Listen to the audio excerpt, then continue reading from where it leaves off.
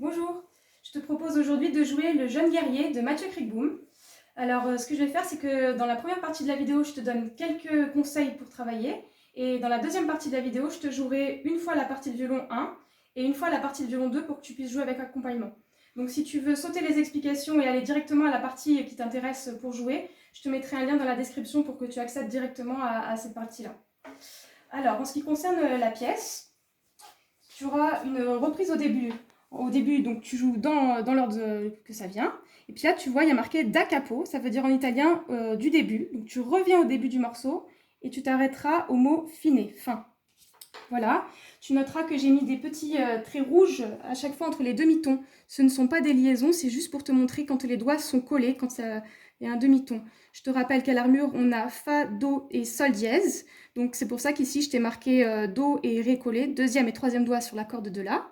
Mais après, attention, le Do dièse est annulé par un bécard à l'avant-dernière ligne. Donc ici, je t'ai mis un trait rouge pour te dire de coller ton premier et ton deuxième doigt. Qu'est-ce qu'on a d'autre? Oui, on a un petit piège ici. On a un Ré dièse auquel on ne s'attend pas du tout. Donc là, pareil, je t'ai mis un tiret rouge. Et je t'ai même marqué un premier doigt, de laisser ton premier doigt posé tout le long. Donc je vais te montrer comment on joue cette note-là. Le Ré dièse, c'est donc un étirement du troisième doigt. Tu vas étirer ton troisième doigt, c'est-à-dire on fait La, Si, Do dièse, Ré bécard. Ça, c'est le Ré que tu as l'habitude de jouer le plus souvent. Et le Ré dièse, eh ben, c'est la même chose, mais tu tires un tout petit peu le doigt en haut. Et tu vois, tu donnes un espace de à peu près un doigt entre le deuxième et le troisième doigt. La même chose pour accéder au Do dièse troisième doigt sur la corde de Sol que tu as à l'avant-dernière mesure. Tu vas faire La, Si, Do bécard, Do dièse. Donc ça correspond à cette note-là que tu vois à la fin. Là, je t'ai rappelé le dièse. Le dièse, il est à l'armure, mais c'est vrai qu'on a tendance à oublier. Donc le Do dièse, il est là. C'est un troisième doigt que tu étires vers le haut. Voilà. Je vais te jouer juste cette mesure-là.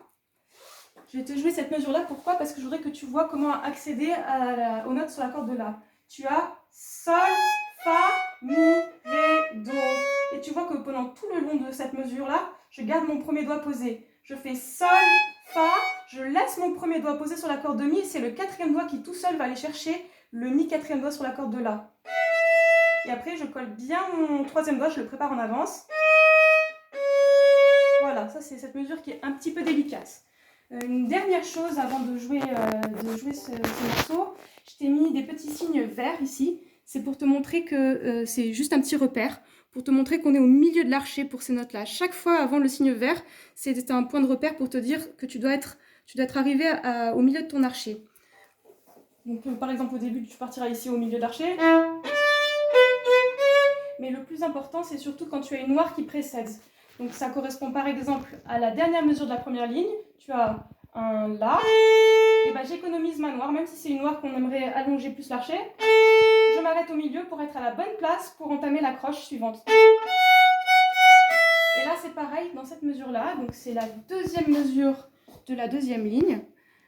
Tu vois que là on a deux notes en poussant. Elles sont dans le même archet mais il y a un petit arrêt. Donc là je pars de la pointe et je garde assez d'archet pour faire le La. Comme ceci. Je fais mon Mi noir. J'arrive au milieu, je m'arrête et j'attaque le La. Pareil à la mesure suivante, enfin 2 mesures après. Voilà, là je crois que c'était l'essentiel de ce que je voulais te dire. Maintenant je vais te jouer la partie de violon 1. Je vais compter une mesure entière pour rien. 1, 2, 1, 2.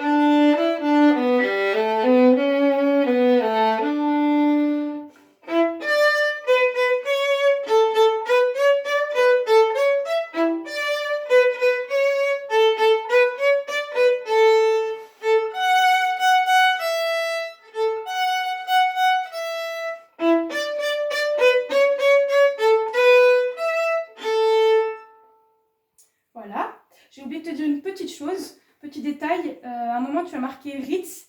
Ça veut dire ritenuto, retenir. Donc c'est un léger ralenti avant de reprendre le thème, avant de reprendre au début. Maintenant, je te joue la partie de violon 2. Toujours pareil, je te compte une mesure pour rien. 1, 2, 1, 2.